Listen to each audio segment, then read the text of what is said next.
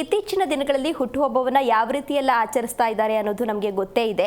ಅದರಲ್ಲೂ ಕೂಡ ಮಗು ಹುಟ್ಟಿದಾಗಿನಿಂದ ತಿಂಗಳನ್ನು ಕೂಡ ಹುಟ್ಟುಹಬ್ಬವನ್ನ ಆಚರಿಸ್ತಾ ಇರ್ತಾರೆ. ಈ ಹುಟ್ಟುಹಬ್ಬ ಆಚರಣೆ ಮಾಡಬೇಕಾ? ಹರಿ ಓಂ ಶ್ರೀ ಗುರುಭ್ಯೋ ನಮಃ. ಹುಟ್ಟಿದ ಹಬ್ಬ ಅಂದರೆ ಬರ್ತ್ಡೇ. ಹೌದು, ಬರ್ಡೇ. ಹ್ಯಾಪಿ ಬರ್ತ್ಡೇ ಅಂತಾರೆ. ಯಾರಿಗೆ ಹ್ಯಾಪಿ? ಹೇಳೋರ್ಗ ಮಗುಗ? ನಿನ್ನ ಪ್ರಕಾರ ಹ್ಯಾಪಿ ಬರ್ತ್ಡೇ ಯಾರಿಗೆ?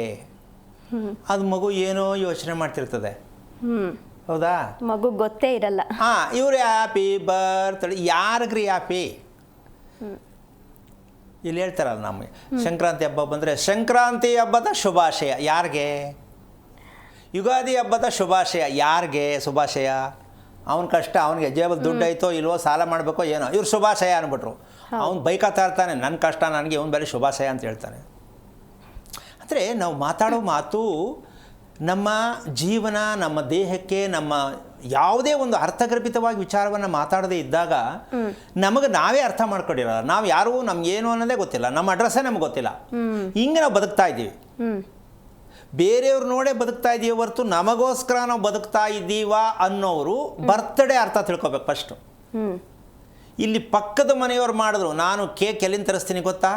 ಫಾರಿನ್ ನನ್ನ ಫ್ರೆಂಡ್ ಹೋಗಿದ್ದೀನಿ ಅಲ್ಲಿಂದ ತರಿಸ್ತೀನಿ, ಫಾರಿನ್ ಚಾಕ್ಲೇಟ್ ಹಂಚ್ತೀನಿ. ಯಾಕೆ? ಪಕ್ಕದ ಮನೆಯವ್ರು ಮಾಡಿದ್ರಲ್ಲ, ಕಾಂಪಿಟೇಷನ್. ಮದುವೆ ಮಾಡಿದ್ರು ಅಷ್ಟೇ. ಅವನೇನು ನಾನು ಮಾಡ್ತೀನಿ, ಸಾಲ ಅರ್ಧ ಎಕರೆ 1 ಎಕರೆ ಗದ್ದೆ ಮಾರಿದ್ರು ಸರಿಯೇ, ನಾನು ಮಾಡಲೇಬೇಕು.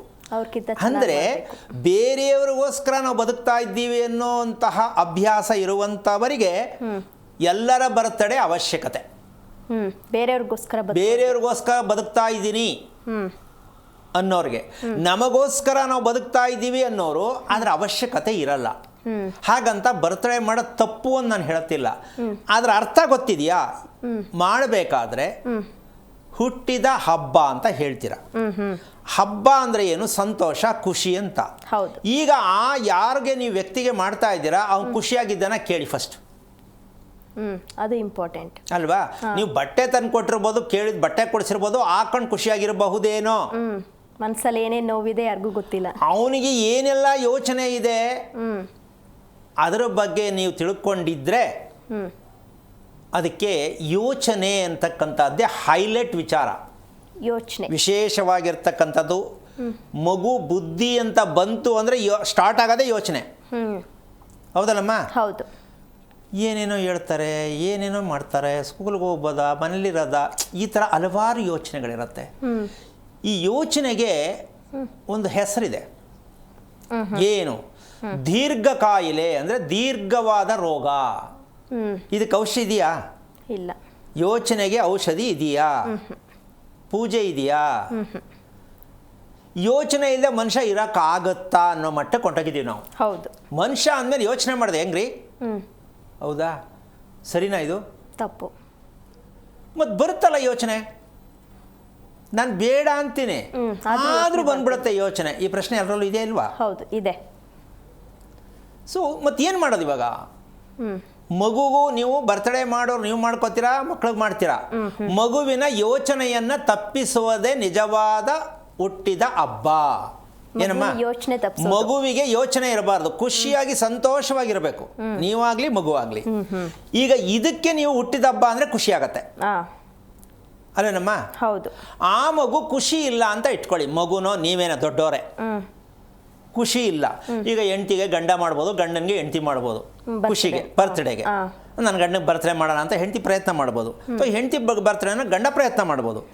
ಆದ್ರೆ ಅಷ್ಟೆಲ್ಲ ಮಾಡಿದ್ರು ಏನೋ ಒಂಥರ ಮಂಕಾಗಿದ್ರೆ ಯಾಕೆ ಹಿಂಗವ್ರೆ ಇವರು ಅಂತ ಹೆಂಡತಿ ಅನ್ಕೋತಾಳೆ, ಅಥವಾ ಹೆಂಡತಿ ಗಂಡನಿಗೆ ಮಾಡಿದ್ರೆ ಇವ್ರು ಯಾಕೆ ಹಿಂಗವ್ರೆ ಅಂತ ಅವ್ರು ಅನ್ಕೋತಾರೆ. ಆದರೆ ಒಟ್ಟಲ್ಲಿ ಇದು ವಿಚಾರ ಏನು?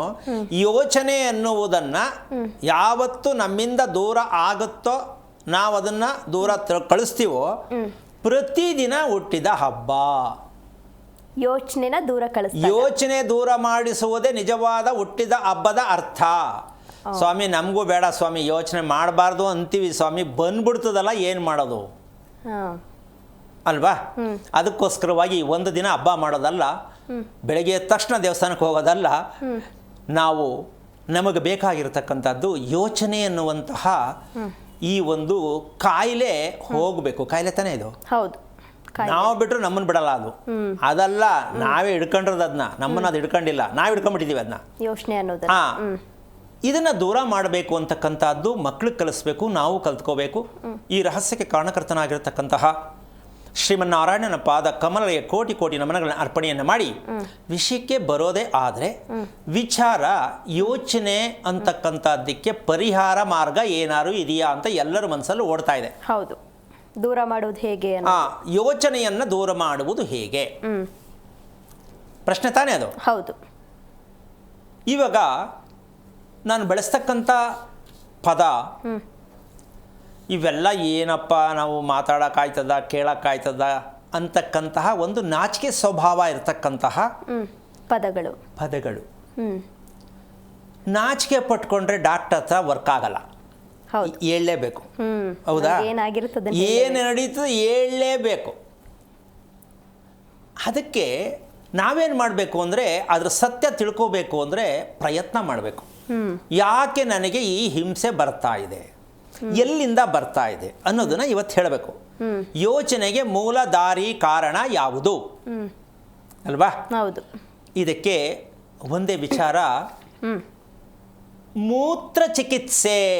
ಯೋಚನೆ ಬರದೇ ಇರುವುದಕ್ಕೆ, ಯೋಚನೆ ಯಾವ ಕಾರಣಕ್ಕೂ ನನ್ನ ಹತ್ರ ಸುಳಿಯಲ್ಲ ಅನ್ನೋಬೇಕಾದರೆ ಪ್ರತಿಯೊಬ್ಬರಿಗೂ ಮೂತ್ರ ಚಿಕಿತ್ಸೆಯಾಗಿರಲೇಬೇಕು. ಮೂತ್ರ ಚಿಕಿತ್ಸೆ ಅಂದ್ರೆ ಅದೇ ಅಪ್ಪ, ಏನು ಮೂತ್ರ ಚಿಕಿತ್ಸೆ ಅಂದ್ರೆ ಎಲ್ಲಿಗೆ ಹೋಗೋದು ನಾವು?